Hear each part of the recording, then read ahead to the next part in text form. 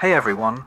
Tonight we're stepping into something ancient, brutal, and strangely familiar. A world of chamber pots, crowded tenements, and endless toil. This isn't the Rome you've seen in glossy movies or marble museums. No emperors, no gladiator duels, just the daily grind of survival in a city built on the backs of people history forgot. So before we descend into the underbelly of the Roman Empire, take a second to like the video and subscribe. But only if you're into this kind of slow, gritty storytelling. And let me know in the comments, where are you watching from and what time is it for you? I love seeing how far this little sleep experiment travels. Alright, turn the lights down low. Maybe throw on a fan or get settled under the covers. Because you're about to wake up in ancient Rome, and odds are you're not making it to nightfall. Congratulations! You've just woken up in ancient Rome. Not in a palace, not in a marble villa surrounded by fountains and toga-clad servants feeding you grapes. No, you've landed where most people lived, where the plumbing is theoretical, the walls are one good fart away from collapse, and your upstairs neighbour is always stomping around like a gladiator on leg day. You're in an insula, the Roman version of an apartment building. Sounds promising, right? Maybe something with a courtyard, a bit of sunlight? Wrong. The Latin word insula literally means island, and that's the first clue that you are absolutely stranded. You're on the 4th floor, if you're lucky. Anything higher than that, and you're basically living in the rafters of a fire hazard. These buildings are made of brick, wood, and wishful thinking. They sway in the wind, lean against each other like drunk friends, and have an average structural integrity of a stale loaf of bread. And speaking of bread, don't even think about making toast. Open flames are banned because one bad cooking accident and the whole block goes up like a Saturnalia bonfire. Your room is about the size of a modern walk-in closet. There's a cot, term used generously, made of rope and straw, and a threadbare blanket that smells like every person who's ever used it before you. The walls are damp, stained, and close enough together that if you lie on your side, you can touch both without moving. You have no windows. Light filters in from a crack under the door, and from a hole someone accidentally punched through the roof with a broom handle 3 tenants ago. There's no privacy. You share this space with 2 other people, one of whom is coughing with such dramatic flair that you briefly wonder if you're living in a poorly written tragedy. Spoiler. It's not drama. It's probably tuberculosis. Outside, the morning begins not with birdsong, but with the rumble of wooden carts and the melodious yelling of vendors hawking olives, fish, and something that may have been bread in a former life. A donkey brays like it's dying, children cry like they're dying, and someone's already arguing over taxes 2 floors below. You stretch, bad idea. Your back cracks like a papyrus scroll in a drought, and you immediately regret trying to act like someone whose spine hasn't been curled into a question mark by years of hard labour and a diet that consists mostly of beans and regret. You're about 27 years old, which makes you one of the older folks in the neighbourhood.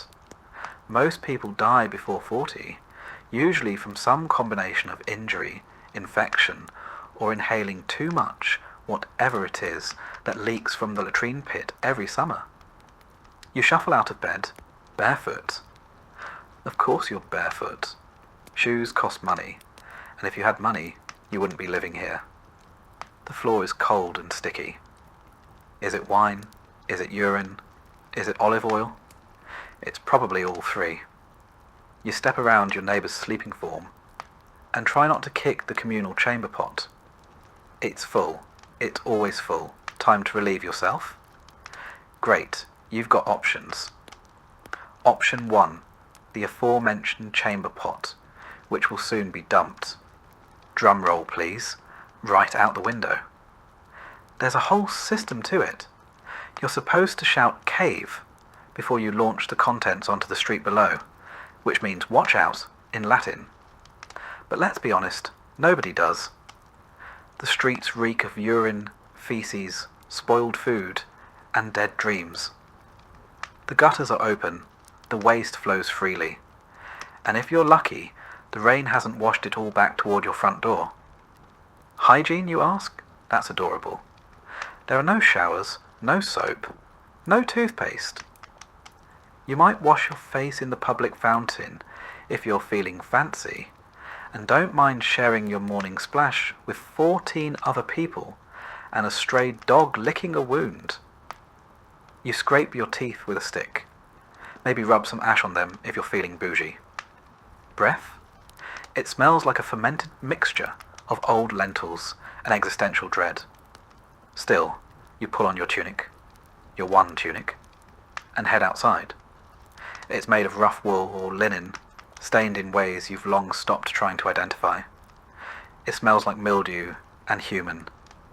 No deodorant, no underwear. You tie it at the waist with a rope and hope it holds. If not, congratulations. You've just invented public indecency. Not that anyone cares.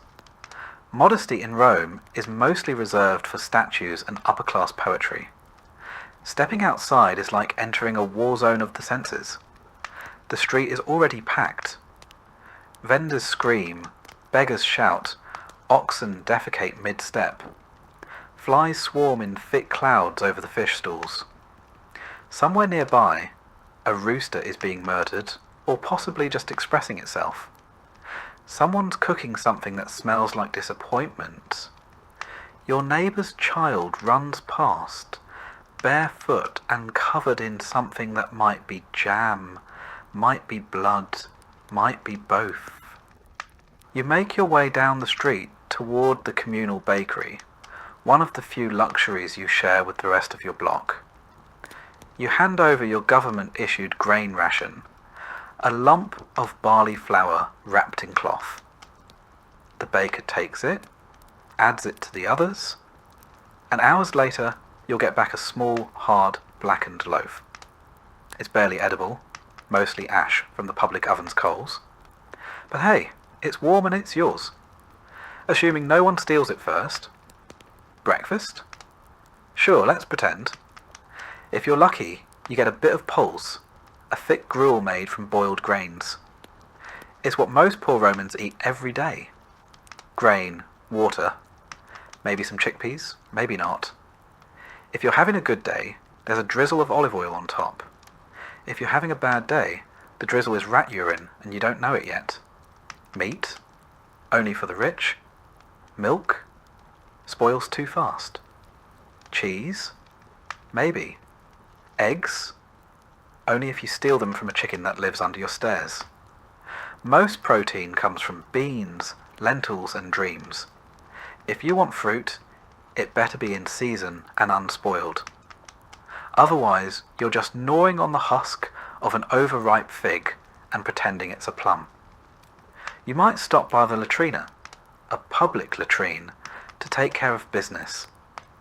If you enjoy the company of 12 other people doing the exact same thing, the bench has a series of holes, no dividers, and a shared sponge on a stick dipped in vinegar. That's the Roman version of toilet paper. You rinse it, wipe, and repeat. And you wonder why nobody makes eye contact in these places. After all this, it's barely mid-morning. You haven't even started work yet. But before you leave for your day job, which, spoiler, is physically and emotionally crushing, you pause for a moment and look around. The street is alive. Smelly, chaotic, dangerous, but alive. Kids scream and chase each other. A street performer juggles knives with questionable skill. A merchant shouts about the healing power of fermented fish sauce. And the city breathes, chokes, and burps in one never-ending symphony of humanity. Your landlord? Never seen him. Repairs? Don't hold your breath. If your building collapses, it's not considered a tragedy. It's considered a Tuesday. Fires are common. So are floods. So is sudden, unexplained death. You're a cog in a system that views you as replaceable. You're not a citizen. You're a warm body in a census scroll. Your value is measured in how quietly you suffer. And you will suffer. Because this is ancient Rome. Not the Rome of marble forums and golden laurels. Not the Rome of historians and Hollywood. This is the Rome of slums and soot, of crowded insulae and chamber pots, of grit and groaning humanity. You're not Cicero. You're not Caesar. You're not even close. You're a peasant on the 4th floor, praying the 3rd doesn't catch fire again, and it's only the beginning of your day. Congratulations! You've survived your first Roman night without being robbed, choked by smoke, or crushed by your neighbour's drunken body rolling onto your sleeping mat. Not bad. But the gods are generous today, and you've earned the privilege of waking up to the sweet, piercing sound of yelling. It's not an alarm clock. It's never an alarm clock.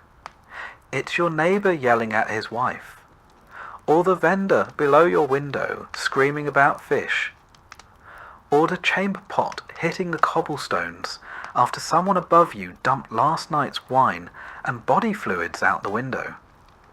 Morning in ancient Rome begins not with birdsong, but with complaints, sewage, and regret. Your eyes crack open to a ceiling so low you could punch it sitting up. You're lying on a straw mat, shared with your younger sibling, your cousin, possibly a stranger who paid your landlord 2 denarii to squat in the corner overnight. The air smells like feet, garlic, and mildew. You wonder briefly if you died and woke up in Hades, but no, you're still alive. Unfortunately. Your home, generously called an insula, is a Roman apartment building made of wood, dreams, and flammable lies. You're on the 3rd floor, which is slightly less deadly than the 5th. Higher up means cheaper rent and a better chance of dying when the whole building inevitably collapses. Down below, the rich enjoy sturdier homes and indoor plumbing.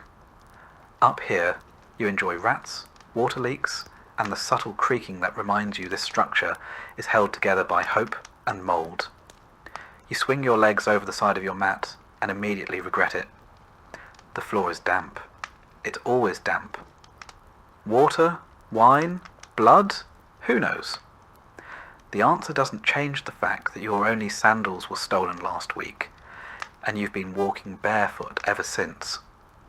You gingerly avoid the sticky patch in the corner and stand, stretching your aching back like a cat that's being kicked down a flight of stairs. Time to wash up, you say? Cute. There is no basin, no sink, no soap. You wipe your face with a damp cloth that may or may not have once cleaned your landlord's armpits. Your version of a morning skincare routine involves rubbing oil on your skin and then scraping it off with a curved blade called a strigil, which sounds elegant until you realise it's just ancient Roman exfoliation by pain. You're basically buttering yourself like toast and then peeling it off. If you're lucky enough to live near a bathhouse and have a few coins left, maybe you can get cleaner later. But right now, hygiene is a luxury. You settle for smearing your face with whatever water you find in a communal jar and call it refreshed. Now comes breakfast. Brace yourself. The Roman equivalent of a power breakfast is nothing. The morning meal is called ientaculum, which is Latin for don't get your hopes up. It usually consists of yesterday's bread, hard as marble, and lovingly stored in a mouse-infested clay pot overnight. You soften it by dipping it in watered down wine, a drink that tastes like vinegar with trust issues. If you're feeling fancy, maybe you get some olives or a smear of garum, the famous Roman fermented fish sauce that smells like low tide and failure. It's Rome's favourite condiment, used on everything from meat to vegetables to moments of crushing despair. It's the ketchup of the ancient world, if ketchup were made from rotting mackerel. There's no coffee, no eggs, no fruit smoothie with collagen powder.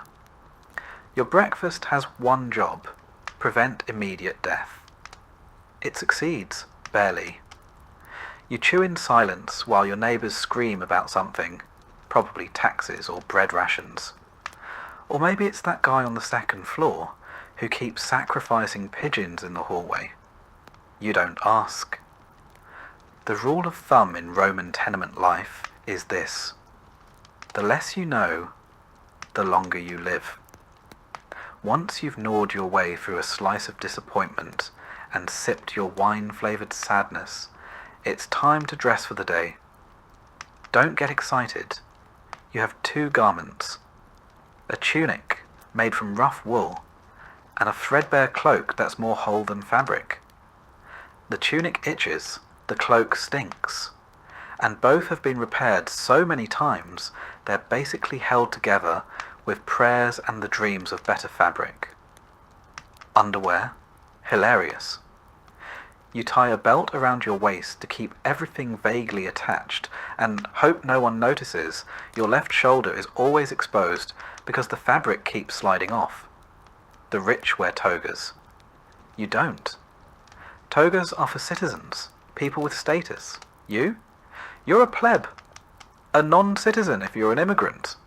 A nobody, if we're being honest. If you wear a toga, you're either delusional or planning to be arrested for impersonating someone with dignity. As you step outside, you're hit with the full sensory assault that is a Roman street. The noise is immediate. Vendors hawking their wares. Street musicians playing instruments no one asked for. Philosophers debating loudly. And someone somewhere is always screaming about cucumbers. It's chaos. Organised, smelly chaos. The streets themselves? Paved with stones and slick with everything. Animal waste, human waste. Mystery slop that no one wants to identify. Rome has sewers, yes, but they serve the rich neighbourhoods. Your street is self-cleaning, by which we mean rain occasionally washes the filth into someone else's neighbourhood. It's a system. You walk carefully, avoiding puddles and people. A cart barrels past you, pulled by donkeys and driven by a man who seems genuinely angry that pedestrians exist. There are no sidewalks, there are no traffic laws. There is only instinct, prayer, and the faint hope that the gods are paying attention. You pass temples, where people line up to offer sacrifices. Flowers, coins, small animals, or the occasional desperate plea. You don't have anything to give, so you nod awkwardly at Jupiter's statue and keep moving. He probably wasn't listening anyway. If you're headed to work, and most likely you are, congratulations. That means you didn't starve to death yesterday. Work in ancient Rome is not fulfilling. It is not purpose-driven. It is survival in a tunic. You might be a labourer, hauling bricks or mixing mortar for one of the emperor's new vanity projects.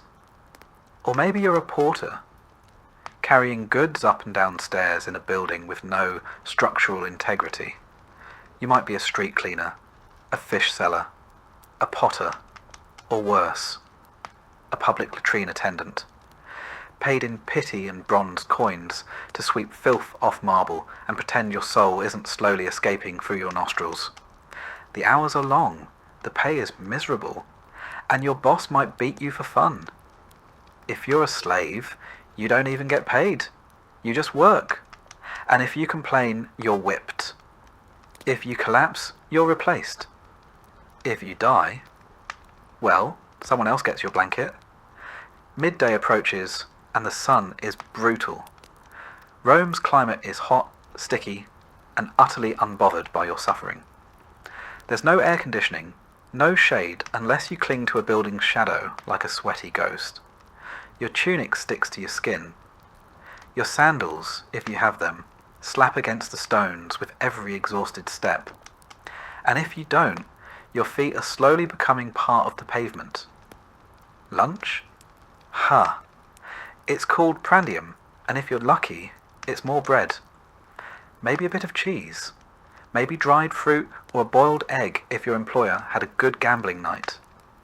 You eat sitting on a step, watching richer Romans being carried around in litters like mobile royalty.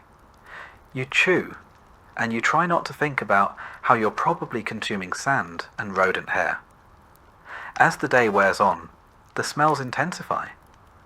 The streets reek of sweat, garbage, and garum.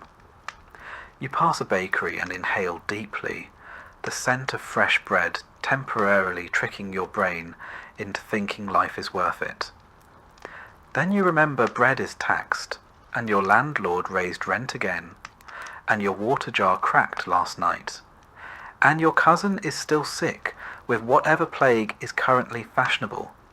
You keep walking, you keep surviving, because in ancient Rome, that's the entire point. And finally, after hours of back-breaking labour, social humiliation, and a mild sunstroke, you make your way home. You ascend the stairs of your insula, carefully, because the staircase is made of splintered wood and shame. One misstep, and you're joining the spirits of the fifth-floor tenants who fell last week. You reach your door. You enter. It's dark, cramped, and smells like boiling cabbage, even though you don't have any cabbage. Someone is already asleep in your corner. You don't ask who they are. You just lie down next to them and close your eyes, hoping you don't dream about the bucket. And with that, your Roman morning ends. Was it glorious? Number, was it dignified? Absolutely not. But you survived. And in ancient Rome, that counts for something. Tomorrow you get to do it all again. You've survived your first Roman night in the insula. Barely. Sleep came in waves, interrupted by creaking floorboards above, shouting neighbours, the distant rumble of wagons, and an itching sensation on your leg that you'd rather not investigate. You're hungry now. Not the kind of hunger that inspires a brunch outing or a carefully measured protein shake. This is more primal, heavier. Your body wants fuel. But this is ancient Rome, and you're poor. So, what you're about to experience isn't breakfast, it's survival. The Romans didn't believe in breakfast as a significant meal, not in the way we do. They had a word for it, ientaculum, a small early meal typically consumed by those who had to work long days. For the rich, it might consist of bread dipped in wine, cheese, olives, or even a bit of fruit. But you're not rich. You're a plebeian, one of thousands crammed into the belly of the city, eking out a life in the shadow of Rome's grandeur. For someone of your station, ientaculum is more of a formality than a feast. Maybe a crust of coarse bread, dry and unevenly baked. This bread is likely a leftover from the day before, or the day before that. Made from barley or spelt, grain types considered suitable for the lower classes. It's dense, dark, and has the mouthfeel of something chipped from a wall. There's no butter, no jam, and certainly no eggs or honey. Those are the luxuries of someone with coin and status. What you might have, if luck has smiled upon you, is a bit of pulse. Pulse is the quintessential Roman peasant food. A porridge made from farro, emmer, or barley. It's cooked with water and occasionally seasoned with a drizzle of oil or the faintest hint of herbs, assuming you have any. It's not pleasant exactly. It doesn't nourish so much as it fills, a heavy steaming paste that sits in the stomach like an anchor. On worse days, it might be prepared with river water or stored rainwater, slightly green and earthy. You eat it quickly. Slowly just gives your brain time to realize it tastes like boiled dampness. And yet, this is your fuel. Pulse, maybe a bit of bread, and water. If you're lucky, you've managed to secure some posca, a common drink among the poor and the military. It's made by mixing vinegar with water, sometimes infused with herbs, if available. It sounds unpleasant, and it is, but it's far safer than drinking untreated water straight from a public fountain or cistern. The acidity of the vinegar kills bacteria and masks the taste of unclean sources. It's sour and sharp, but it does the job. The public fountains of Rome flow constantly, fed by those legendary aqueducts. But that doesn't mean the water's clean where you live. Rome's water system was advanced, yes, but only until it reached the labyrinthine lower districts. There, the water quality depended heavily on the maintenance of lead pipes and the cleanliness of the castella, the distribution tanks feeding your block. And maintenance wasn't always a priority in neighbourhoods like yours. If someone upstream through garbage, urine, or animal remains into the drainage channel, or worse, into the water itself, you'd never know until it was too late. Hunger is a quiet constant for you. Even when you eat, it never really fades. Food is expensive, and most of your earnings go toward rent, taxes, or staying on the good side of your local Patronus. So you ration what little you have. You learn to chew slowly, savouring every bite like it's a luxury. There's no variety. You eat what's available, and more often than not, that means you eat the same thing every day. Meat? Almost never. The occasional salted fish, usually garum-cured scraps, or sardines so pungent they could double as weapons. Meat is reserved for the upper classes, for religious festivals, or as part of a soldier's rations. If you do get your hands on some, it's offal. Organ meat, bones, things the rich don't want. You don't waste a single scrap. As for fruits and vegetables, they appear sporadically. You might find some wilted leeks, onions, or turnips in the marketplace at a discount near closing time. Apples and figs are seasonal, and while Rome's Mediterranean climate makes such things abundant in theory, your wallet tells a different story. You buy what others don't. Split fruit, half-rotten dates, bundles of wilted greens, all wrapped in yesterday's gossip and grime. It's edible technically. You hope? And if you're truly desperate, there's the street food. Rome had an active street food culture, particularly for the poor who didn't have kitchens in their insular apartments. The popinae, small taverns or hot food shops, line the alleyways of working-class neighbourhoods. For a few asses, the copper coins of the realm, you might get a bowl of stewed lentils, seasoned with whatever bones or drippings the cook could find. Perhaps a small skewer of meat, heavily salted and suspiciously chewy. Or a honey cake made from stale grain, barely sweet, and baked hard enough to require soaking before eating. These places are busy, smoky, and loud. They smell like hot oil, burned flour, and sweat. The clientele includes labourers, criminals, out-of-work veterans, and the occasional freed slave. They're not always safe. Fights break out, money disappears. But they're your only shot at something warm, and you keep coming back. It's important to understand that most Romans didn't cook their own food. The lower classes lacked private kitchens. Fire laws made it dangerous to cook in cramped wooden apartments, so communal ovens and public eateries filled the gap. But that also meant you were always dependent on merchants, on bakers, on the shifting prices of olive oil and grain. Speaking of grain, it's the backbone of the Roman diet. The government knows this. That's why they introduced the annona, the grain dole, a state-sponsored distribution of grain to eligible Roman citizens. If you qualify, you receive a monthly allowance, enough to make bread or poles for a few weeks. It's not generous, but it's better than nothing.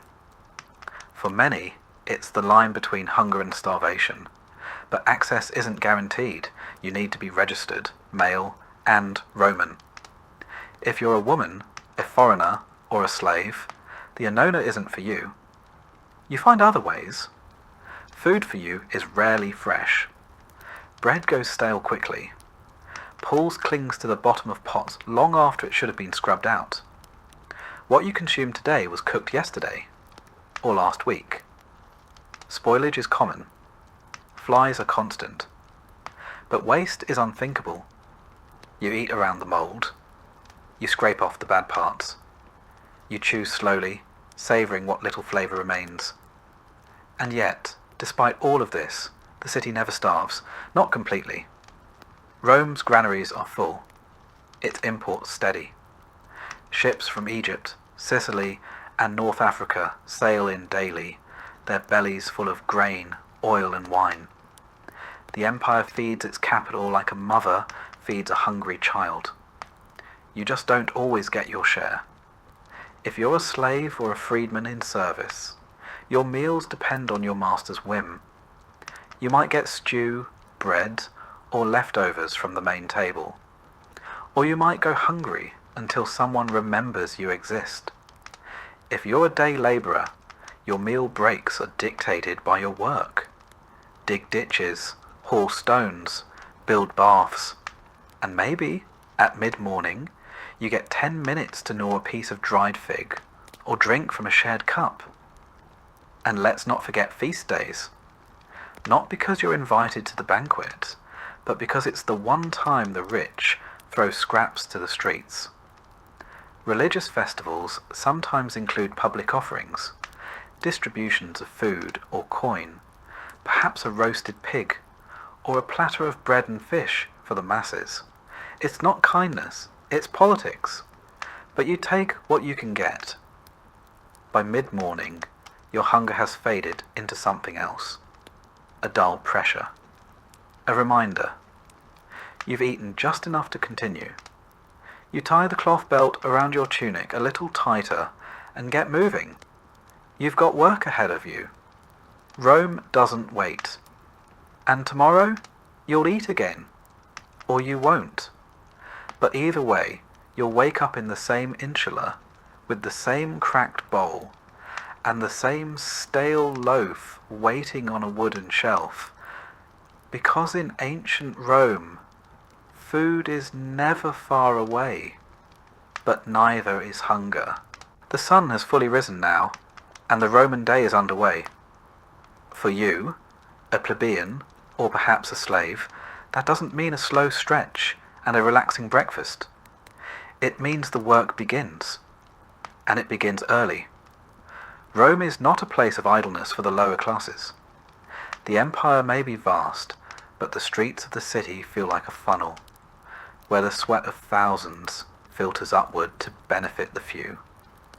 Let's start with the plebeians. Not the poorest of the poor, but far from comfort. Most plebeians in the city work trades, manual labourers, builders, bakers, water carriers, cobblers, street sellers. If you're skilled, maybe you're a stone cutter, or you've secured a spot in one of the Roman guilds, the collegia. But for most, you're expendable muscle. Hired for the day, paid by the hour, if you're lucky. You don't have a fixed schedule. You have a need. A relentless, gnawing one.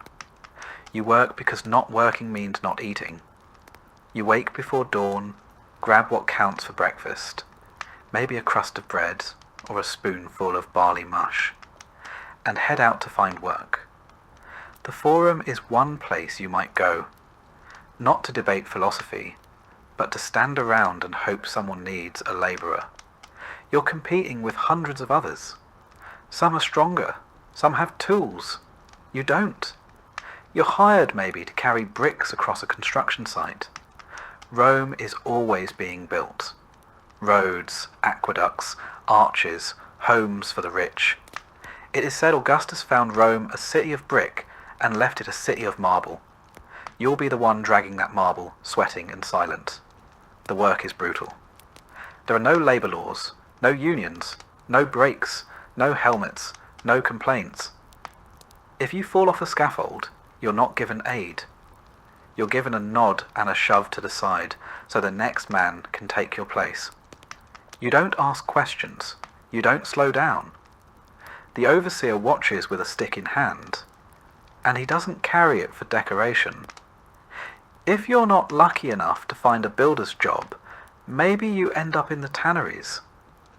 The smell hits you long before you reach the vats. Animal skins, soaked in urine and dung to soften them, fermenting in the sun. You'll spend your day knee-deep in a mixture that would make a modern sewage worker gag. Gloves don't exist. You stir with your bare hands. The stench clings to you long after you leave. And worse, it becomes normal. Still, you persist, because if you don't earn a few copper coins today, you won't be eating tomorrow. Your rent on that insular apartment, your crumbling, rat-ridden fire trap, is due every few days. Miss a payment and you're out. No notice, no mercy. The landlord has 5 men waiting to take your place. But perhaps you're not a plebeian. Perhaps you're a slave. Life, somehow, is harder still. Because now you don't even get the satisfaction of wages. Your body is labour, and your labour belongs to someone else. You might be a household slave, owned by a moderately wealthy Roman citizen. If so, your work starts before sunrise. You're fetching water, cleaning floors, preparing meals you'll never taste. Maybe you're young and educated, assigned to tutor the children, or read aloud to your master. It sounds better. It isn't. One mistake and you're beaten. If the master's wife is displeased, you're sold. There are no protections. No court to hear your case. You are property, like the stove or the sandals. Or you're a field slave outside the city, toiling in the vast latifundia, those enormous agricultural estates that feed Rome's grain-hungry stomach. Here, there are no roofs, no days off. You wake with the sun and bend until it sets. You plant, plough, harvest, sweat. No matter how hot, how cold, how sick you feel, you work. The overseer doesn't care if you collapse. There are chains for those who slow down. For those who run, there are whips. And for those who rebel, there's crucifixion. A public one. Along the roads where others can see. Some slaves are trained for skilled labour. Stone carving, pottery, weaving. But that doesn't make the whip any less real. It just means your blood stains a different kind of floor. And what of the women? If you are a woman, slave or free, you labour too. Not on the scaffold or in the forum, but in quieter ways that bleed just as much. You're grinding grain with a heavy stone hand mill, your arms aching as you turn the quern hour after hour. You make bread, wash clothes, fetch water, tend fires, clean, mend, weave. If you're poor, you might also sell small goods in the street, or offer your services as a wet nurse or a midwife. In desperate cases, you might sell yourself. Prostitution is legal in Rome, taxed even. It is not a profession of glamour. It is survival. There are no toilets in your insula, no kitchens. So you make do in the alleyways or public spaces. Fires are frequent, the stairs collapse. Your children are not safe. Not from hunger, not from illness, not from the building itself. Life expectancy is low. Infant mortality is high. Your child's best chance is to survive to 5. Afeds, there are no toilets in your insula. no kitchens. So you make do in the alleyways or public spaces. Fires are frequent, the stairs collapse. Your children are not safe. Not from hunger, not from illness, not from the building itself. Life expectancy is low. Infant mortality is high. Your child's best chance is to survive to 5. After that, it's still a coin toss. And yet, Rome moves on. The senators debate. The aristocrats drink wine on shaded terraces. Their banquets are filled with stuffed dormice and honeyed dates. Below them, unseen, you sweat, bleed, and endure. Your work is invisible but indispensable. The aqueducts flow, the grain ships arrive, the streets are swept because of people like you. Sometimes the monotony is broken, not for a festival or a feast, but for something worse, a fire, a collapse, a riot. Rome is a tinderbox of labour and inequality. The gap between the rich and poor isn't just wide, it's weaponised. If a fire starts in your insula, the ladders don't reach the top. There are no fire escapes. You carry your children, your pots, your life on your back, and hope the flames stop before your floor is reached. Or maybe you're caught in a food riot. The grain dole is late, the bread is mouldy, the people are hungry. You crowd the forum, shouting with the others, demanding your portion.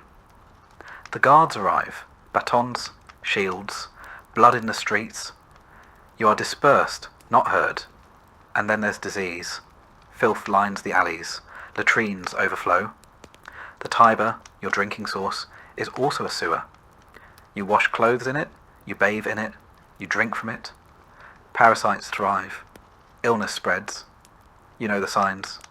A fever, the chills. A child coughing in the night. There is no doctor. No apothecary for your kind. Only rest, prayers and hope. And hope rarely comes. But still you work. Because if you stop, even for a day, the city forgets you. The empire forgets you. And hunger remembers you very, very quickly. This is what it means to work in ancient Rome. Not to build wealth, or rise in rank, or find fulfillment, but to survive, to endure, to hope that perhaps your children will have slightly fewer blisters on their hands than you did. It is not glamorous. It is not heroic. It is labour at its most brutal, its most thankless. The empire was not built by emperors. It was built on the backs of men, women and children who worked until they broke and then were replaced. Now, as the midday sun climbs overhead, your tasks are only half done. There is still cleaning, cooking, tending to the hearth, carrying water, hauling waste. Your stomach growls, your fingers cramp, your feet blister inside sandals that barely hold together, and no one is coming to relieve you. Not today, not tomorrow. Welcome to the workday in ancient Rome. You wouldn't last a single one. Congratulations. You've made it past the market, survived the street toilets, and managed not to get mugged for your shoes, if you were even lucky enough to have shoes. But now comes the real challenge, going home. Or, more accurately, climbing into the creaking, overcrowded, highly flammable tinderbox that you are expected to call home, your insula. You live in an insula not because you chose it, but because you're poor. And in ancient Rome, poor people don't have houses, they have layers. Multi-story apartment buildings, packed so tightly that sunlight is more rumour than reality. Your insula is 6, maybe 7 stories tall. Illegal technically, but so is half the city. And bribes are as Roman as togas. It's built of wood, clay, and wishful thinking, leaning slightly to one side as if preparing to collapse out of sheer exhaustion. You climb the stairs. Slowly, carefully. Because elevators haven't been invented yet, and the building sways when someone sneezes on the 2nd floor. The higher you go, the worse it gets. Wealthier residents stay on the lower floors. better ventilation, easier access, and a lower probability of dying in a fall. You, on the other hand, are up near the roof, where the air is thin, the ceilings are low, and the rats have built a local economy.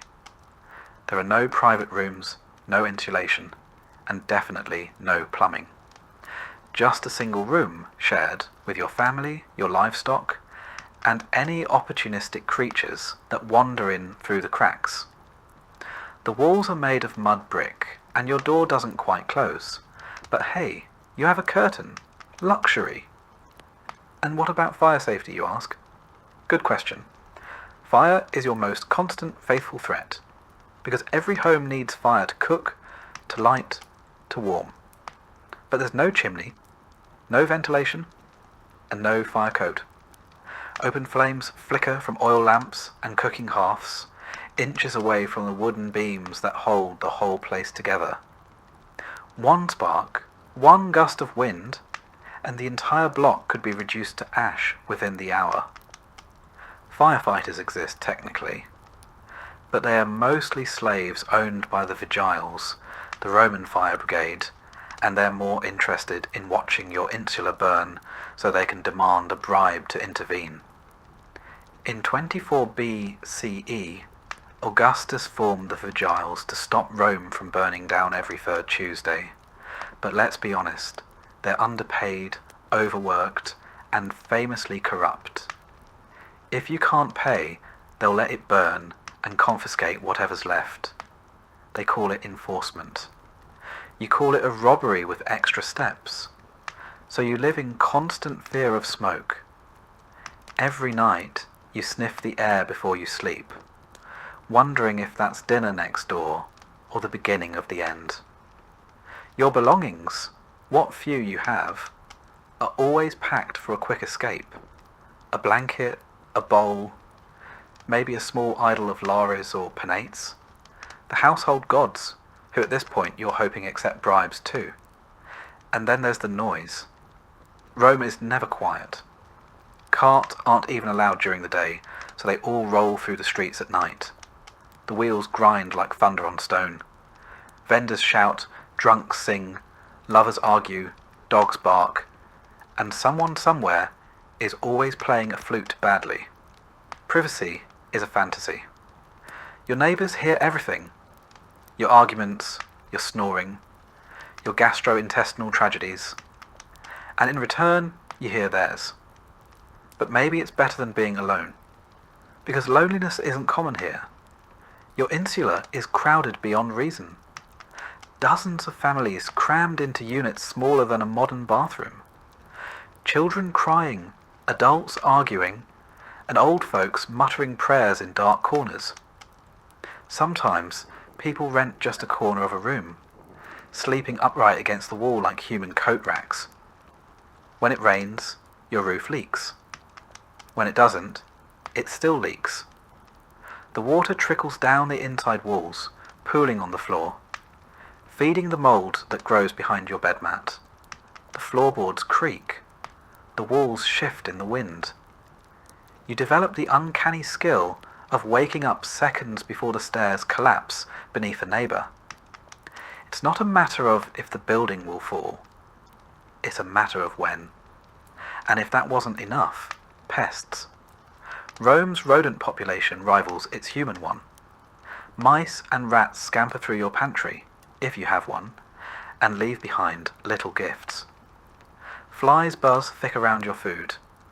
Mosquitoes breed in the drainage ruts. And then there are the bed bugs. You scratch yourself raw in your sleep and dream of itching. But despite all this, you survive. You learn to maneuver the collapsing staircases like a seasoned acrobat. You hang wet laundry on lines that sway over the alley, hoping it dries before thieves pluck it. You carry water up and waste down, always careful not to slip in someone else's garbage, or your own. Still, the insula is not your sanctuary. It is a holding pen, a temporary space between disasters. Fires, floods, famine, and violence have all passed through this building like regular guests. and yet it stands.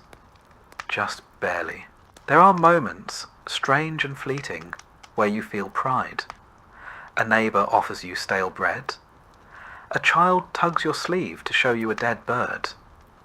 The woman across the hall sings while stirring her pot of lentils.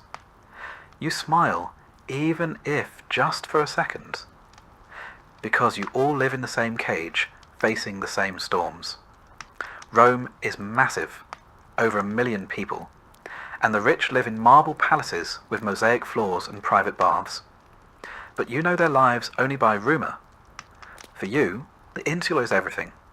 Your bed, your shelter, your prison, and if the building collapses tomorrow, and it might, no one will mourn it. The rubble will be cleared, and a new insula will rise in its place. Faster, cheaper, even more dangerous. The cycle continues, and you, if you're lucky, will rent a corner in that new box and begin again. Because in ancient Rome, the poor don't rest. They adapt. They huddle together in the dark, dodging embers and curses, hoping that the next collapse doesn't start with them. And if the flames come anyway, well, you'll grab your blanket, say a quick prayer to the Lares, and run like hell. You're parched.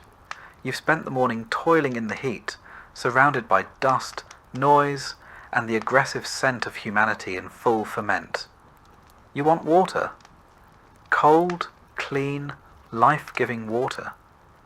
So you do what any Roman would do. You head for the nearest public fountain. Because in ancient Rome, you don't just turn a faucet and get crisp hydration. You rely on a sprawling, complex, and dangerously vulnerable infrastructure of aqueducts, cisterns, and communal outlets. And if any part of that system fails, so do you. Rome's aqueducts were a marvel of engineering. By the 1st century CE, the city was serviced by 11 massive aqueducts, some stretching over 50 miles from distant mountain springs. These channels brought in an estimated 200 million gallons of water per day, enough to supply baths, fountains, latrines, and private homes. But here's the catch. Only the rich had indoor plumbing. For the rest of the population, meaning you line up at one of the many public fountains scattered through the city's neighbourhoods, clay jug in hand, hoping there's still pressure in the system. Now, the good news is the water, when it gets there, is pretty clean. It's sourced from springs, and the aqueducts are designed with constant downward slopes to keep it flowing. The bad news is, clean is relative. If you live near the terminus of the system, you're getting backwash. Water already passed through several baths, toilets, and industrial laundries. Add to that the occasional sabotage, illegal tapping, or natural sediment buildup, and you're not exactly sipping spring water. More like tepid mineral soup with a hint of lead, because yes, many pipes are made of lead. Not that the Romans understood the long-term neurological effects, but if your thoughts start feeling fuzzy and your coordination's off, don't blame the gods, blame the plumbing. And if you think that's bad, just wait until nature calls. Most Romans didn't have private toilets. Apartment dwellers, like you in your top floor insula, use pots, buckets, or chamber pots. When full, the contents are dumped out the window or into the nearest gutter. Yes, the famed Roman sewer system, the Cloaca Maxima, still runs through the city like an underground lifeline. But most waste doesn't make it that far. It sits in the street, baking in the sun, mixing with animal droppings, and slowly forming a biological miasma strong enough to peel paint off a fresco. And if you're wondering why shoes are so important in Rome, that's your answer. You're not walking on stones. You're walking on yesterday's dinner in its final form. There are public latrines, of course, and if you're lucky, or desperate, You can pay a small fee to use one. These are long stone benches with holes carved in them, positioned over flowing water channels. There's no partition, no door, just a row of strangers making eye contact while trying to pretend nothing awkward is happening. You sit shoulder to shoulder with a retired centurion and a 12-year-old olive vendor, all contributing to the same stream of civic solidarity.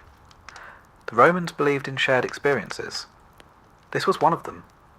Toilet paper? Not a thing. Instead you use a tessorium, a communal sponge on a stick, kept in a bucket of vinegar water. It's exactly as horrifying as it sounds. You hope the guy before you had good hygiene. He didn't. Nobody does. You wipe, you stand up, you wash your hands if there's water nearby, and then you move on. Probably to the nearest bathhouse, which, thankfully, is where things get slightly better. The Roman bathhouse is part spa, part gym, part social network, and part biological experiment. There are over 800 public bath complexes in Rome by the time the empire is in full swing. Some are grand like the baths of Caracalla or Diocletian, where marble columns soar above mosaic floors. Others are modest neighbourhood baths tucked between bakeries and brothels, but all follow roughly the same formula. A changing room, apoditerium, a warm room, tepidarium, a hot room, caldarium, and a cold plunge, frigidarium. You strip down, deposit your clothes, good luck if they're still there when you get back, and start sweating your soul out in the heat. The caldarium is stifling. Heated by hippocaust, underfloor heating fueled by roaring fires. It's a room designed to make you wish for death, or at least a breeze. You rub your skin with olive oil, not soap, because that's what Romans used to clean. Then you scrape it off with a curved metal tool called a strigil, removing dirt, oil, and several layers of dignity.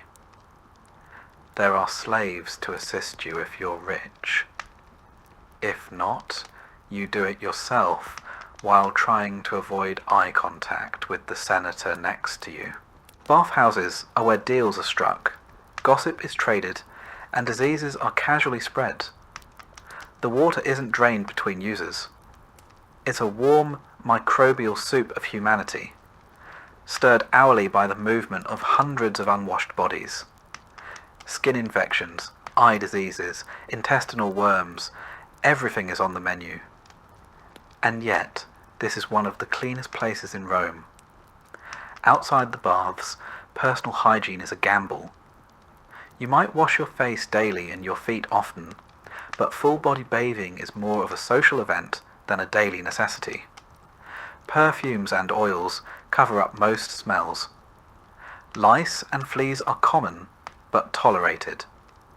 The concept of germ theory is centuries away, and nobody's counting bacteria when they're more worried about curses and crop failures. And remember that beautiful aqueduct system?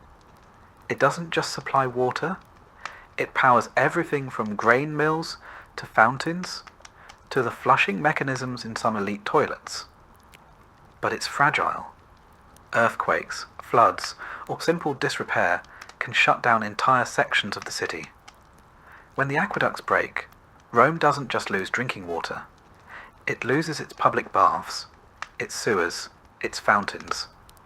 Civilization, as the Romans know it, starts to unravel. Riots have broken out over water shortages. The emperor himself maintains a staff of equarii, water engineers, just to keep the system running. And if they fail, you suffer. Because in ancient Rome, access to clean water isn't a luxury. It's your last line of defense against cholera, typhoid, and a dozen other slow, filthy deaths. By now your mouth is dry, your skin is itchy, and you're beginning to understand that clean is a relative concept. But here's the twisted part. By ancient standards, Rome is doing pretty well. The city is cleaner than most medieval capitals. It has public sanitation, latrines, baths, and even street cleaners. But it's also the biggest city in the ancient world, and that density breeds disease. Waterborne illness is rampant. Even minor stomach bugs can spiral into fatal dehydration.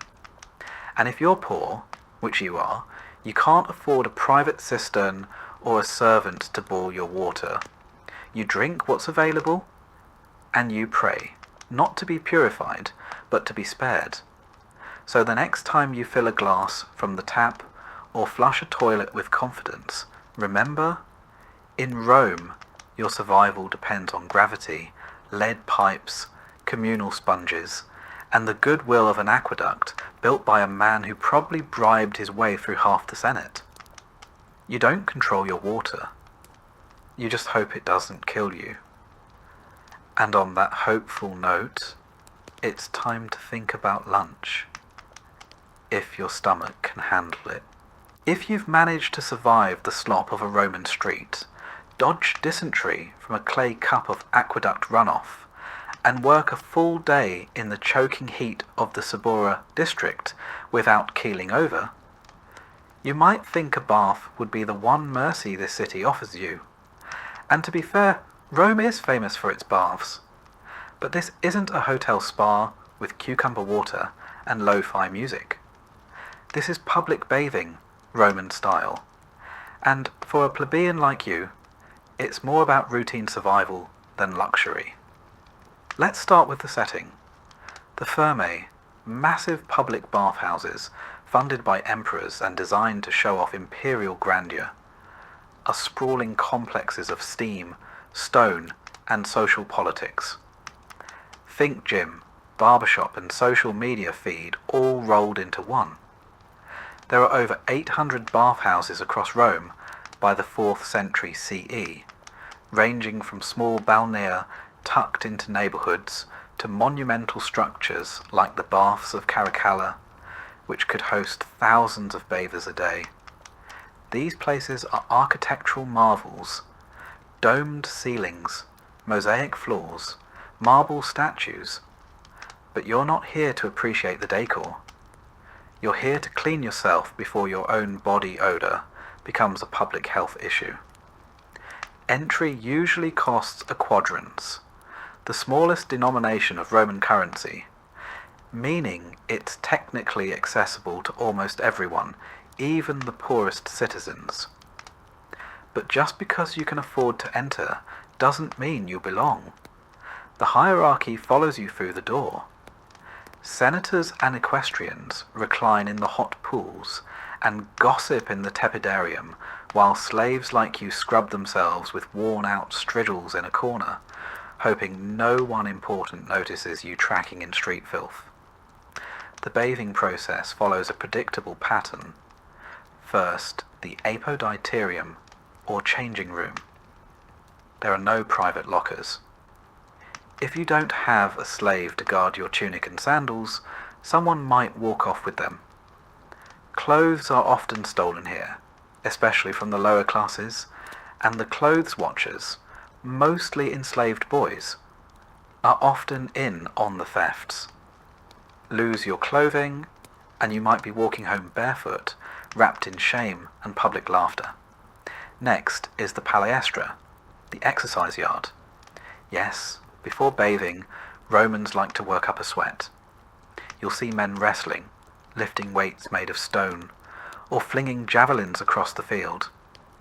Some even box, Roman style, with metal-studded gloves called cestus. For the lower classes, this isn't just sport. It's a place to prove physical worth. But you're not here to make friends. You run a few laps, feign a squat or two, and head straight for the baths. Your muscles are too sore from hauling amphorae all morning. Inside the baths, you'll move from the cold frigidarium to the warm tepidarium, and finally to the blistering coldarium, where steam clings to the air and your skin.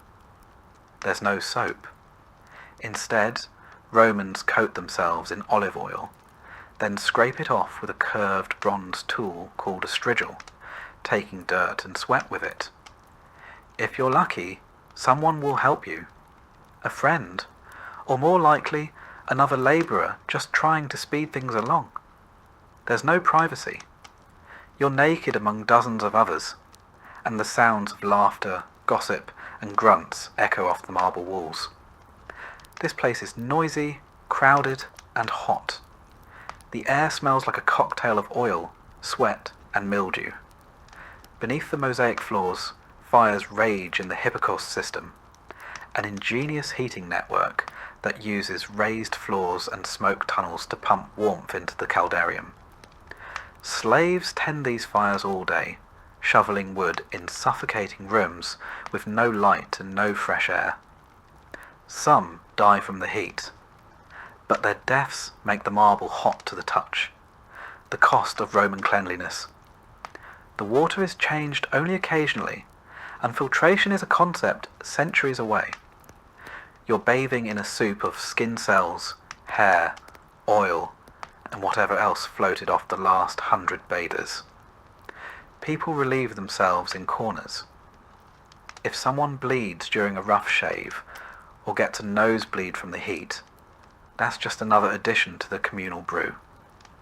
But in a city where fresh water is a gamble, and soap is a luxury, this is the best you'll get. And this isn't just hygiene, it's civic ritual. Here, the bathhouse is where news spreads.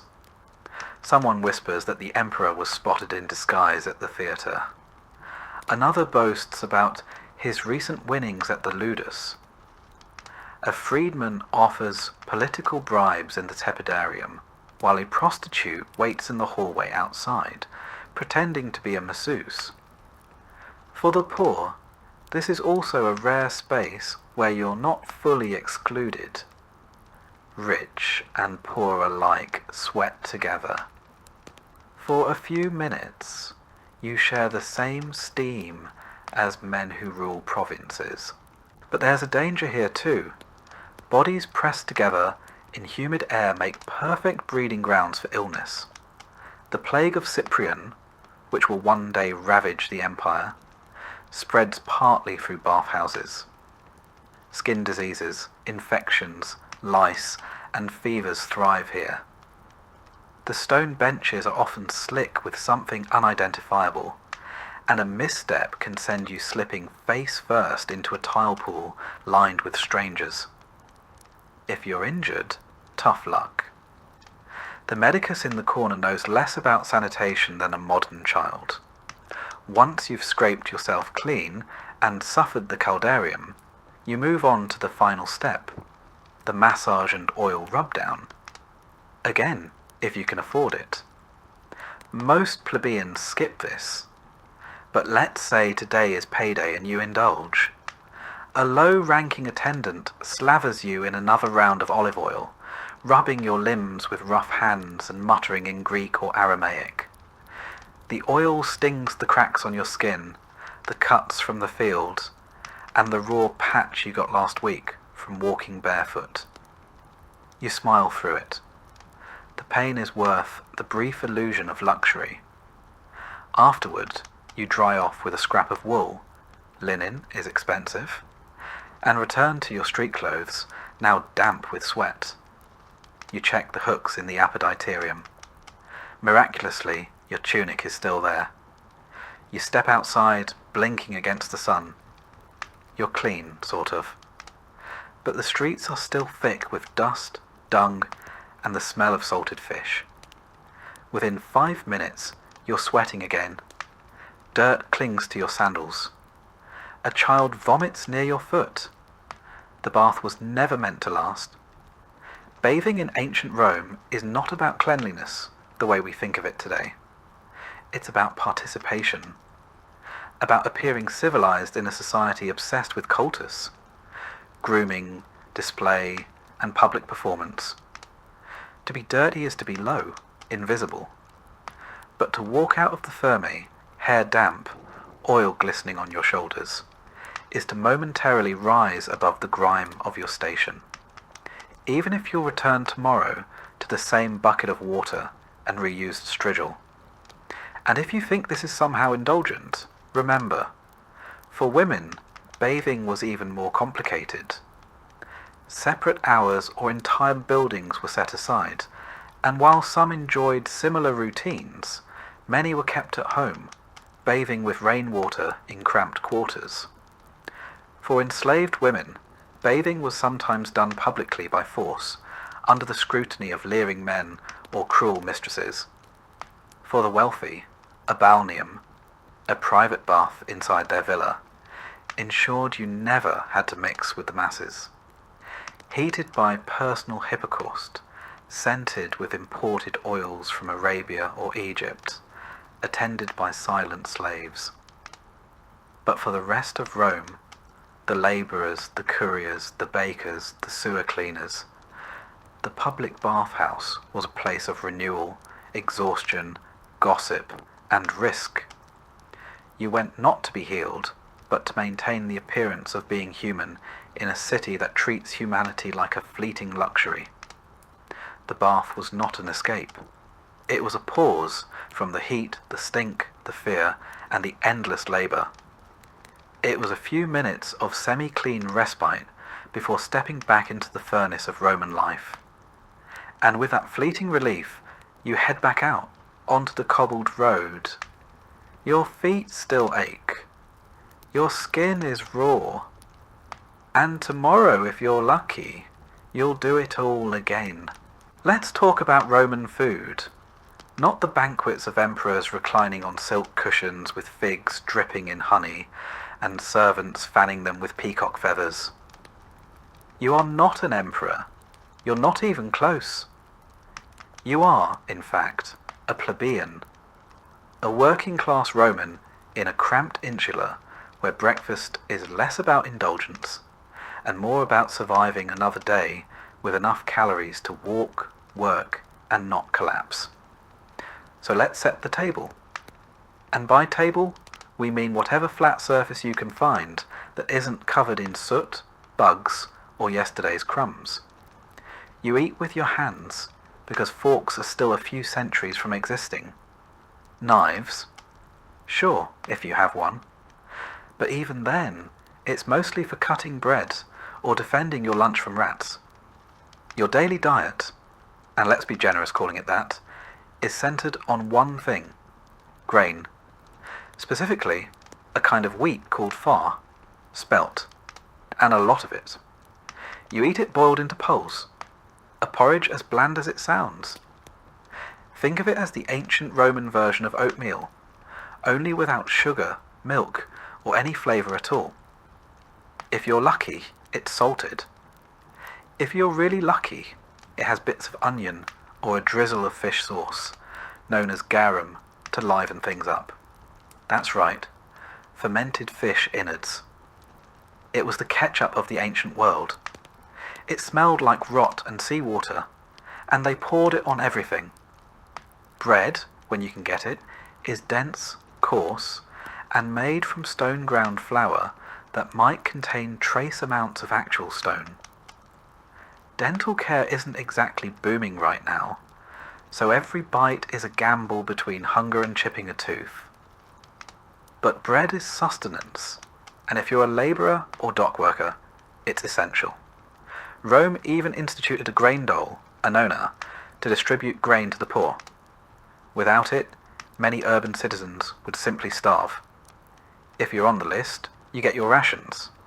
If not, well, you'd better hope you have a skill, a patron, or a very forgiving neighbour. As for vegetables, they're seasonal, and mostly whatever grows nearby. Cabbage, lentils, chickpeas, leeks, the basics. None of it is particularly glamorous, but it keeps scurvy at bay. You might stew them into something vaguely edible if you have olive oil or herbs, but again, you're not dining in the villa of a senator. You're working with what you can afford from the forum stalls, or grow in cracked pots on the rooftop. And don't expect variety. You eat the same things over and over, day after day, until famine comes, and then you don't eat at all. Meat? That's not for people like you. It's expensive. When it does enter your life, It's likely from religious festivals, public feasts, or offcuts scavenged from butchers. More often than not, it's organ meat, boiled liver, intestines, trotters, lungs, the parts the wealthy don't want. You learn to chew fast and swallow faster. Spoilage is always a concern. There's no refrigeration, and what passes for fresh is heavily reliant on how tolerant your stomach is. If you live near the Tiber, the smell from the open-air markets might turn you vegetarian by necessity. Let's talk about the market, the macellum. It's loud, chaotic, and covered in flies. Meat hangs from hooks. Slabs of salted pork and strips of dried fish curl in the sun. Vendors shout, dogs bark, beggars loiter, and pickpockets glide through crowds like ghosts. You can buy fish, fruit, wine, beans, nuts, or eggs, if you can afford them. Everything is haggled for, weighed on crooked scales, and bagged in baskets or cloths you bring yourself. Your coin pouch, tied tight beneath your tunic, thumps nervously with every transaction. One bad purchase and you don't eat tomorrow. Water, like everything else, is complicated. Rome is famous for its aqueducts, but the water doesn't always make it to the poor. You might have access to a public fountain, where the water is cleanish, or you might be drawing from a well near the latrines, where it's not. To be safe, many Romans, including children, drink diluted wine. Not to get drunk, but because alcohol kills germs better than wishful thinking. A mix of water and cheap wine, called posca, is the hydration of the masses. It tastes like vinegar and hope. Now about those days when food runs out. Famine is never far. A bad harvest in Egypt, a delay in grain shipments, or a corrupt official skimming off the top, and the city's food supply collapses. Bread prices triple. Riots break out. People storm bakeries, loot warehouses, and sometimes lynch the bakers. The emperor is expected to intervene. If he doesn't, he risks becoming lunch himself. Politically, if not literally. During famine, you survive on scraps, mouldy crusts, spoiled olives, stale beans, weeds from the roadside. You might boil bark or grind acorns. Pets vanish. The rats get smart. The pigeons disappear. People eat things they shouldn't. And when the plague follows the famine, as it often does, hunger turns to disease. Starvation weakens the body, and Rome's many illnesses move in like uninvited guests. There's another layer to all this. Class. Because while you're trying to stretch a hunk of rye bread over 2 days, the elite are feasting. In the villas of the Palatine Hill, couches line banquet halls. Slaves serve platters of roasted dormice, honey-glazed songbirds, oysters, figs, and dates soaked in wine. They sip from silver goblets. They toss bones to the floor. They bathe between courses. For them, food is a performance. For you, it's a necessity that never stretches far enough. Even in death, food tells the truth. Wealthy Romans are buried with elaborate funerary feasts, their tombs adorned with carvings of banquets and gods pouring wine. The poor? Maybe a piece of bread at your grave, if your family can spare it. Maybe a final sip of posca to send you off. In religious festivals, food becomes communal. Saturnalia, for instance, when masters serve slaves and everyone feasts together. But those days are rare and mostly symbolic. For the rest of the year, the lines are clear. Who eats well and who begs? Let's not forget storage and spoilage. You keep food in amphorae, clay jars sealed with resin, or in baskets hung from ceilings to deter rats. Preserving food means salting, smoking, drying, or steeping it in vinegar. Still, everything has a clock. Bread moulds quickly in the Roman humidity. Olives go rancid. Meat turns in the sun. Every meal is a gamble. Every bite is a risk. Even the insects eat well. Grain is stored in granaries, which are dark, warm, and crawling with beetles and moths. If you're lucky, you get your ration before it's infested. If not, well, extra protein. Most people don't even pick them out anymore. They're too small to matter. Children grow up with hunger. They learn to wait their turn. They learn which vendors give better scraps and which ones chase them away with sticks. Their bellies are often bloated from malnutrition, their eyes dull. Parents do what they can. Sometimes it means stealing. Sometimes it means begging. And sometimes it means going without so the youngest can eat. Yet through all of this, food is still culture. Even in scarcity, Romans cling to tradition. They bake religious cakes, prepare funeral meals, mark solstices with special dishes. They cook with pride, share what little they have, and pass down recipes, thin, watery ones, from mother to daughter, father to son. The tools are crude, the ingredients simple, but the effort is there. In graffiti on the walls of Pompeii, we find complaints about bad bread, insults to tavern keepers, even jokes about watery wine. Food was a common frustration, a common joy, a common reality. You might not eat well, but you ate Roman, and that meant something.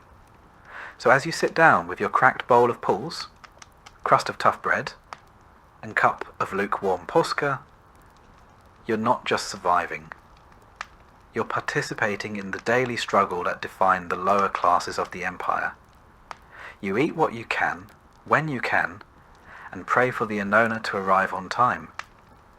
Because if it doesn't, your next meal might not come at all. And now that you're fed, sort of, it's time to go earn the next one. Because in ancient Rome, hunger is patient, but it always comes back. Religion in ancient Rome isn't something you do once a week. It's not a quiet, personal affair whispered in pews or practiced behind closed doors. In Rome, religion is everywhere, all the time. It's baked into the bricks of the forum, painted on the walls of your insula, and written into the very schedule of your day. You don't choose to participate. You live inside it, and it watches you like the state, because in many ways it is the state.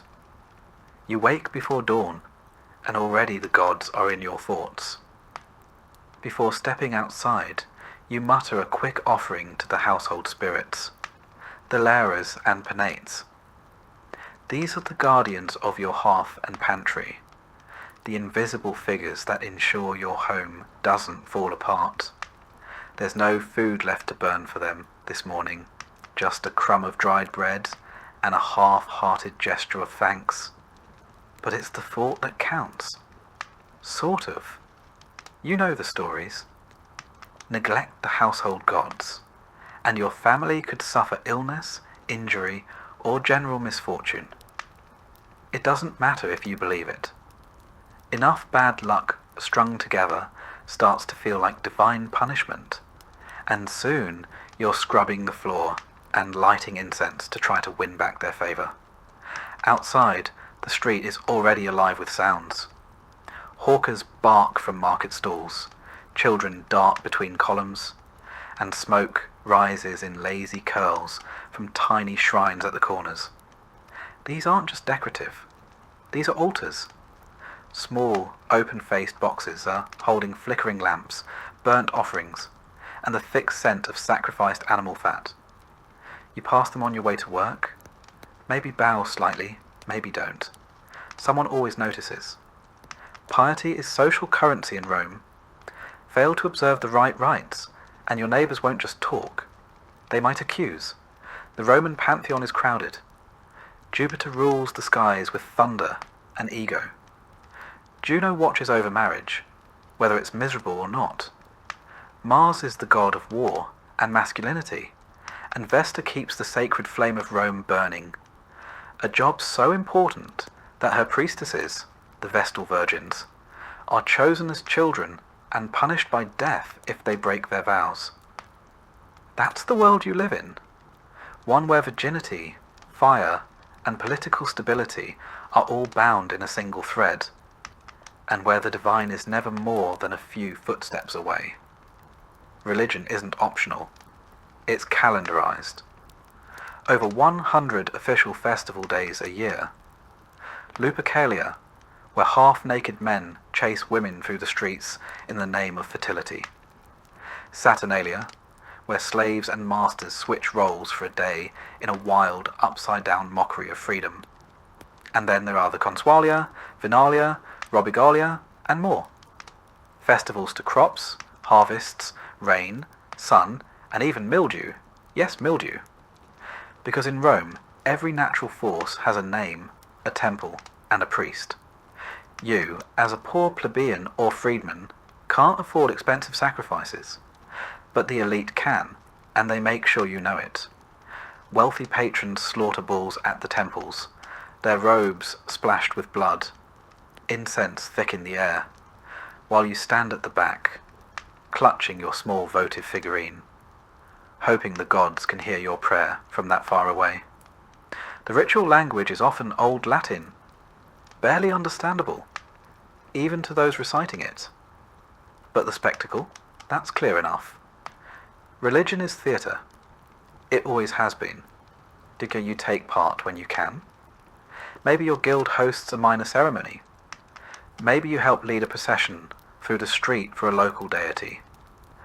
These rituals are public and communal, but also strategic. They reinforce your place in society, remind you of who rules, and give you a sense that, however lowly your station, you're at least part of something bigger. Of course, not everyone thinks alike. By the 1st century CE, the Roman world is already deeply diverse. Foreign cults have seeped into the cracks of the empire. You might hear whispers of a mysterious Eastern goddess named Isis, whose followers wear white and chant in candlelit rooms.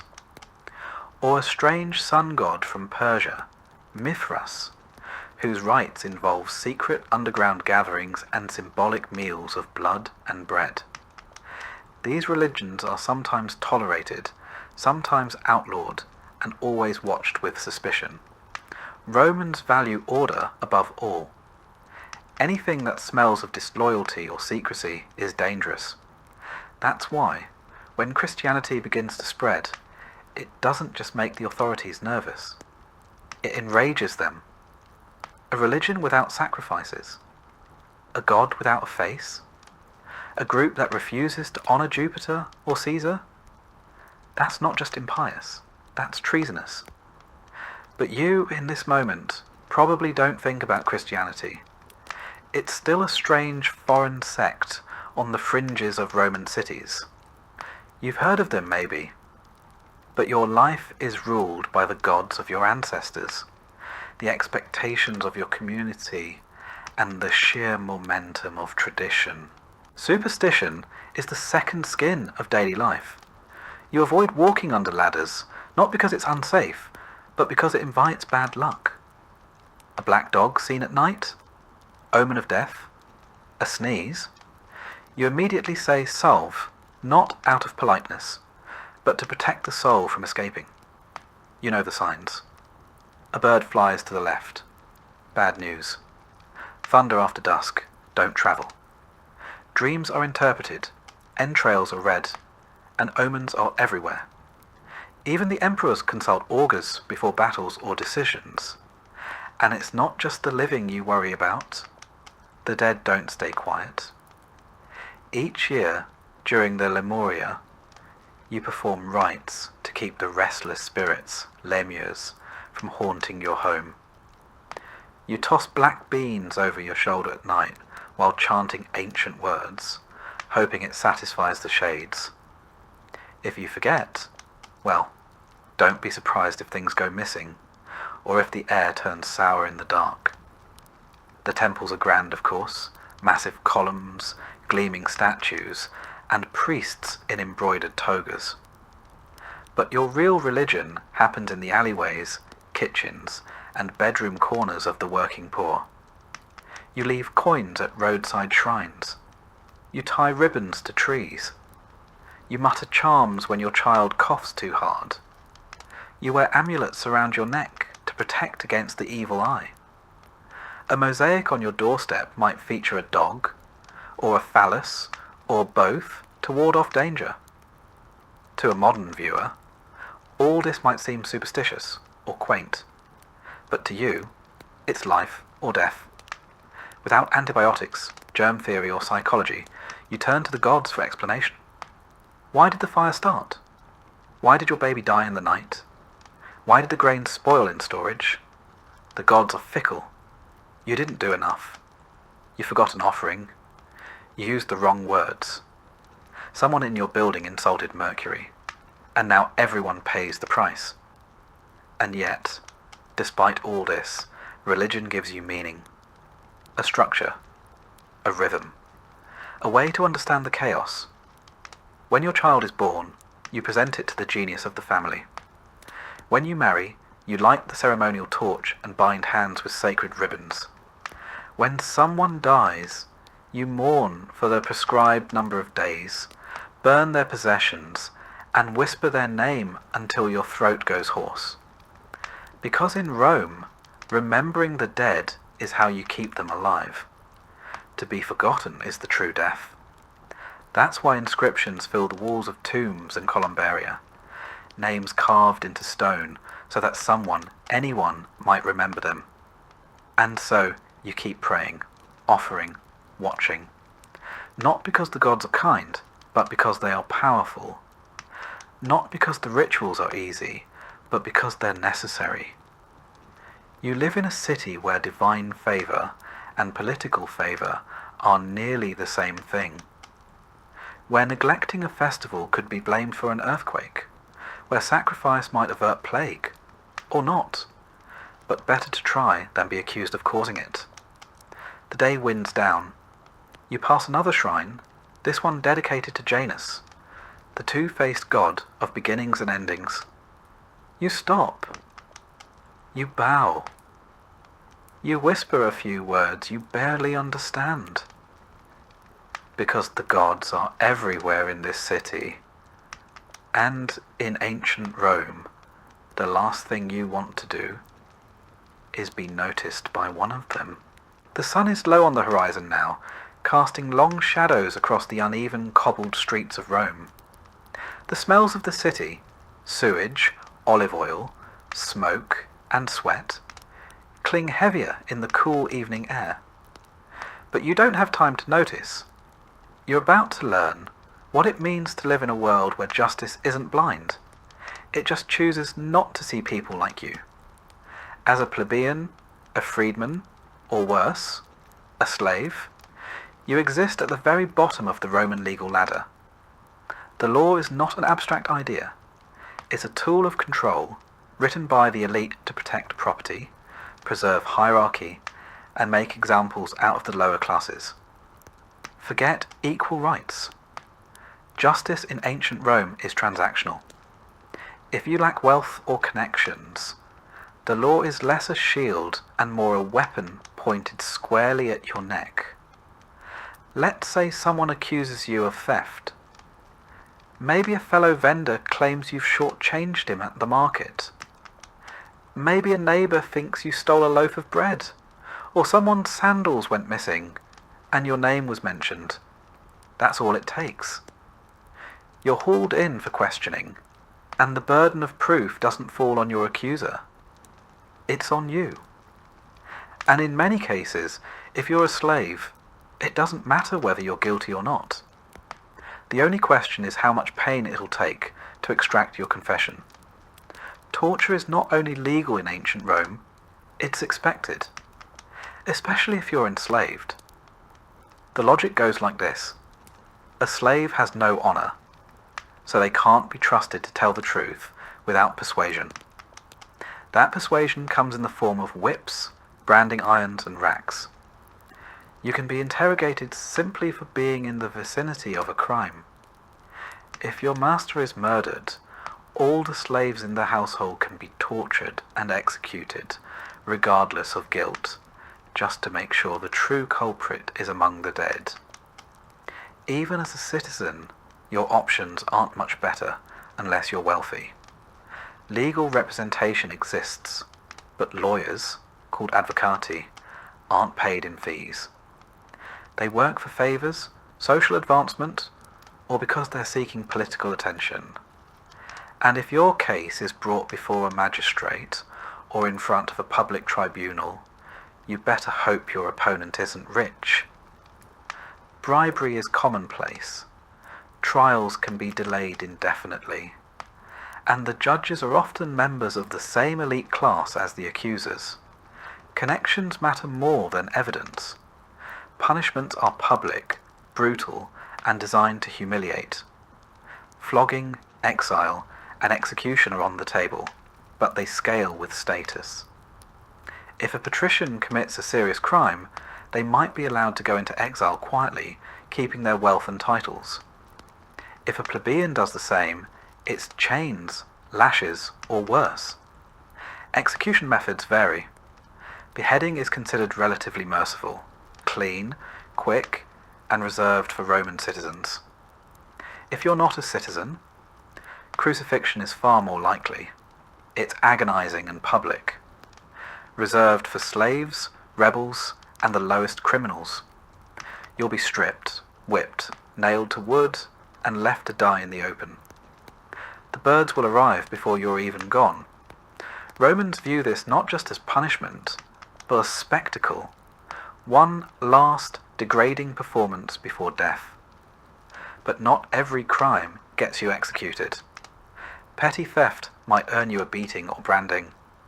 You could be tied to a post and scourged in the forum for passers-by to jeer at. Repeat offences might get you sold into slavery, yes, even if you were born free. Rome has no concept of rehabilitation. You're either useful to the state or you're disposable. Now imagine you're caught in debt. Maybe a bad harvest forced you to borrow grain. Maybe your family needed medicine. Debt in ancient Rome is dangerous.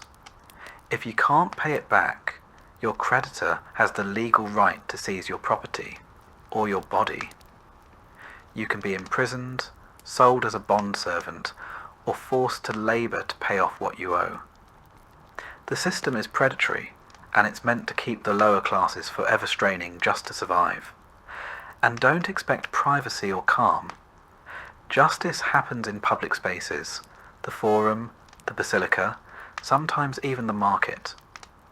Crowds gather to watch the proceedings, cheer on accusers, or jeer at defendants. For the Roman public, justice is part legal process, part blood sport, and part civic theatre. But perhaps the most chilling aspect is this: the law is deeply intertwined with spectacle. Rome's public games, executions, and military punishments blur the line between civic order and entertainment.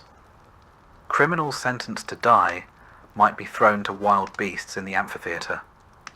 This isn't metaphor, it's a Tuesday. A prisoner convicted of treason or theft could be chained and released into the Colosseum, unarmed, to be mauled by lions, leopards, or bears to the delight of thousands of spectators. The screams echo. The crowd roars. The Senate nods in approval. The logic behind this is both pragmatic and cruel. These executions are warnings, reminders of who holds power. And if they happen to distract the public from grain shortages, political scandal, or border unrest, all the better. For Roman women, the law offers even less protection.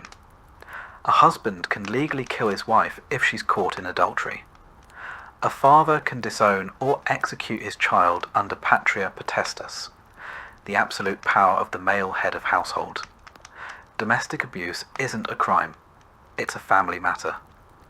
In theory, a woman can take legal action. In practice, she is silenced by layers of custom, intimidation, and institutional indifference. Religion is no safe haven either. If you're accused of impiety, failing to observe proper rites, speaking against the gods, or accidentally disrupting a sacred procession, you can be punished swiftly and without appeal. Rome doesn't separate church and state. To question religion is to threaten the republic itself. There are prisons, yes, but not as punishment. They are holding pens, temporary jails where the accused wait for trial, execution or sentencing. They are dark, filthy, overcrowded, and filled with despair. Most don't leave alive. The Tullianum, Rome's most infamous prison, is a damp underground dungeon. Prisoners sent here are either destined for death or forgotten entirely. Even if you're innocent, your life can unravel fast. A single accusation can lead to financial ruin, social disgrace, or permanent injury. Witnesses can be bribed. Testimony can be coerced. And evidence, when it exists, is often little more than rumour wrapped in a toga. The irony is that Rome sees itself as the pinnacle of civilization. And in many ways it is. It has an advanced legal code, courts, appeals, and procedures written into stone. The 12 tables, published in the 5th century BCE, were hailed as a step toward justice for all citizens, and later reforms introduced by emperors like Augustus and Hadrian did try to standardize trials and offer protections. But those reforms don't reach everyone, especially not you. You're a peasant, a tradesman, a former slave, a woman without a dowry, a child without a father. In Rome, justice wears a toga, but it walks with a blade. So what do? You try to stay invisible. You keep your head down, avoid debt, avoid conflict, and pray your name never comes up in a whisper that matters. Because here, in the shadow of the Palatine Hill, justice isn't about what's fair. It's about who holds the power, and how willing they are to use it. Tomorrow you'll wake up and try again to survive the Roman day. But tonight, sleep lightly. Because in ancient Rome, justice may come at any time, and it rarely knocks twice. By now, you've endured sewage in your stew, slept under lice-infested wool, and laboured under a sun that cooks clay. You've chafed, bled, and aged 2 decades in a single day. But even in ancient Rome, all roads eventually lead to one place, death. And for you, a poor plebeian or slave with no name worth carving, your journey ends without honour, ceremony, or even certainty. Let's not sugarcoat it. Death came early, and it came often. For the Roman poor, life was less a candle gently extinguished, and more a torch that flared, sputtered, and was abruptly snuffed out by accident, infection, starvation, or violence. You didn't so much pass away as fall apart. Life expectancy in Rome hovered somewhere between 25 and 30 years. That number is skewed by the high infant mortality rate. Nearly 1 in 3 babies didn't survive their first year. But even if you made it past childhood, you lived hard and died young. A minor fever might spiral into sepsis. A broken bone could fester into gangrene. A minor cut in the wrong part of the slums might mean a slow rot with no cure. Penicillin? That's 18 centuries away. Let's say you don't die violently. Let's pretend you just waste away, as many did. In that case, your last days are spent in a cramped tenement apartment, reeking of chamber pots, your breath wheezing through cracked lips. No hospitals, no nurses. If you're lucky, a relative might hold your hand, but just as often, your body is found days later, stiff and still, the rats already curious. So what happens next? If you're a slave, you're property. Your body will be dumped without ceremony in a mass grave called a paticuli, a pit filled with layers of anonymous corpses, decaying in the sun outside the city walls. No headstone, No urn, no prayer, just the quiet churn of decomposition. These pits were Roman efficiency at its most callous. Hundreds of corpses dumped, covered in lime to mask the stench, then forgotten. If you're a free, poor Roman, you might fare marginally better. Marginally. Your family, if they can afford it, might pay a burial club, a collegium funeraticium, to secure you a small funeral.